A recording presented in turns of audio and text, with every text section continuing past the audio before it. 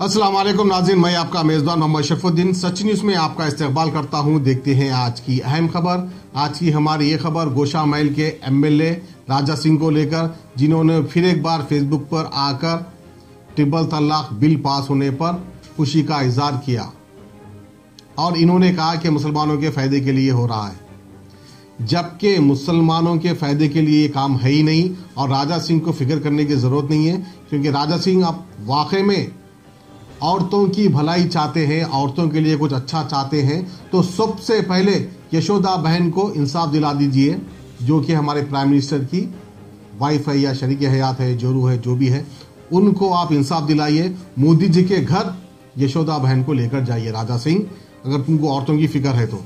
और रही बात ट्रिपल तलाक की, तो राजा सिंह मैं आपको बता दूं, 1982 में एक फिल्म आई थी जिसका नाम था निकाह। उस दौर में 1982 में मुसलमानों को, खास करके हमारे हिंदुस्तान में, उतने इस्लाम को जानने वाले, उतने पढ़े लिखे लोग की तादाद नहीं थी, थे उस दौर में भी, लेकिन उतने जानने वाले नहीं थे जो कि इस फिल्म को देखकर ये समझ गए थे कि भाई एक बार एक ही साथ में 3 बार तलाक बोलने से तलाक हो जाता है। ऐसा बिल्कुल नहीं है, ऐसा सिर्फ निकाह फिल्म में बताया गया था।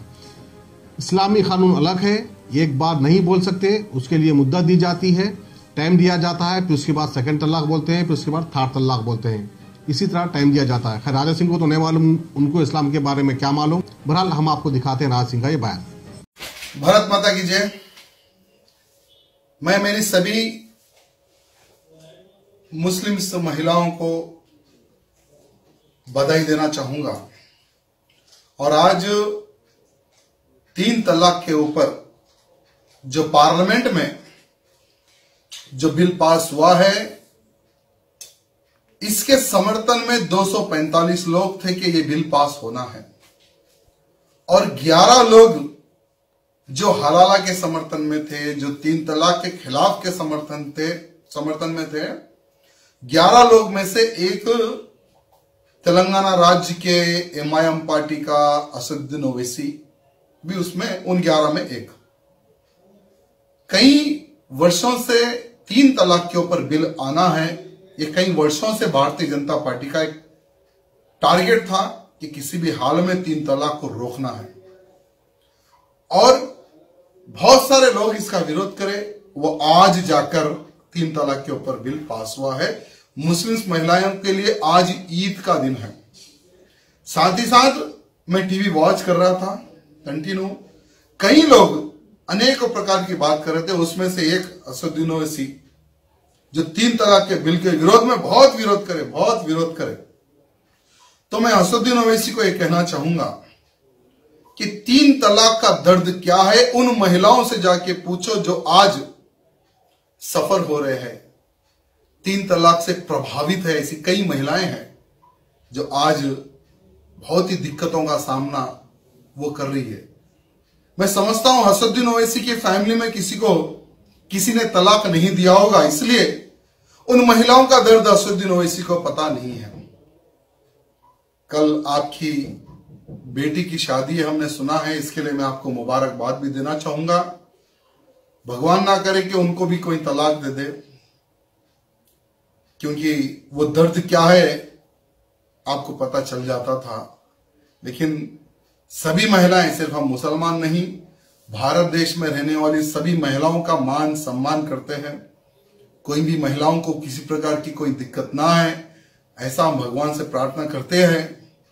लेकिन असदुद्दीन ओवैसी जिस प्रकार से जो विरोध कर रहा था, इसका कारण क्या हो सकता है, यह मैं नहीं, मुसलमानों को सोचने की आवश्यकता है। क्या असदुद्दीन ओवैसी साहब ऐसे मौलवियों का सपोर्ट कर रहे थे क्या, जो हलाला में इंटरेस्ट रखते हैं?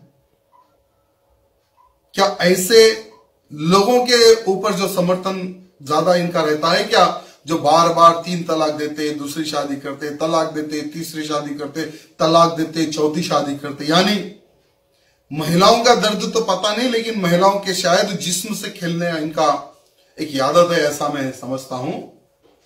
लेकिन कुछ भी हो, तमाम विरोध के बाद में 3 तलाक के ऊपर बिल पास हुआ है। इसकी मैं तमाम मुस्लिम्स महिलाओं को हार्दिक शुभकामना देता हूं। कम से कम कौन आपके समर्थन में है, यह सोचने की आवश्यकता मुसलमानों को है कि कौन तुम्हारे बारे में, कौन तुम्हारी भलाई के बारे में सोचता है। यह सोचने और समझने की आवश्यकता तुम मुसलमानों को है।